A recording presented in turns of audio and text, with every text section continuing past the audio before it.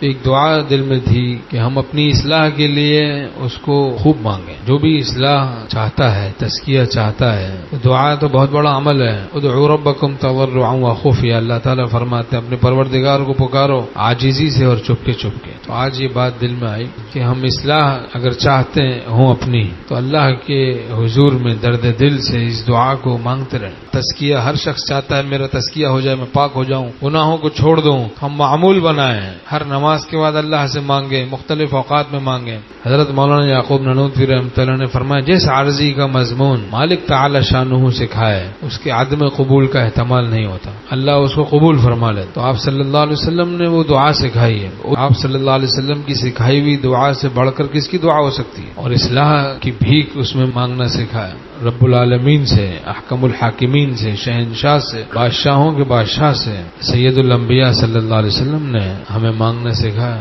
اس میں اسم اعظم بھی ہے. تو انشاءاللہ قوی امید ہے کہ اللہ تعالیٰ کرم فرمائے اور ہمارا تزکیہ فرما دے گا، اصلاح فرما دے گا. یا حی یا قیوم برحمتک استغیث اصلح لی شأنی کلہ ولا تکلنی الی نفسی طرفۃ عین. بڑی جامع دعا ہے، ہر نماز کے بعد مانگیں. جو بھی اصلاح چاہے، گناہوں سے بچنا چاہے، بہت سی ایسی غفلتیں، گناہ، نافرمانیاں ہیں، ہماری توجہ نہیں اس طرف. اللہ سے بھیک مانگے درد دل سے، اس میں اعظم پڑھ کے بھی یہ دعا مانگے. اللہم انی اسألک بان لک الحمد لا الہ الا انت المنان بدیع السماوات والارض ذو الجلال والاکرام یا حی یا قیوم. اللہ سے بھیک مانگے، دعا مانگے. یا حی یا قیوم برحمتک استغیث.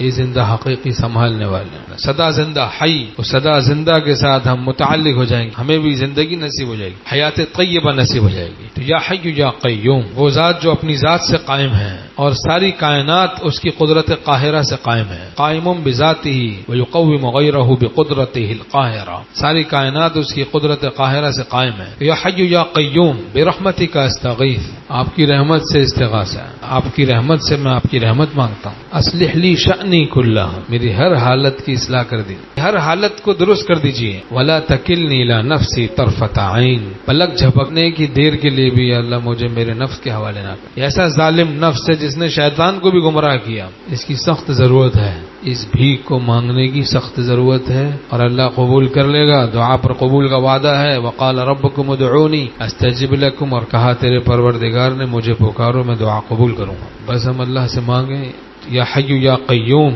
برحمتک استغیث اصلح لی شأنی کلہ ولا تکلنی الی نفسی طرفۃ عین. تو سب مانگیں گے نا انشاءاللہ، ہم بھی اس کو معمول بنائیں، انشاءاللہ بڑی برکت ہوگی. اللہ چاہ لے گا، کرم فرمائے گا، اصلاح ہو جائے گی.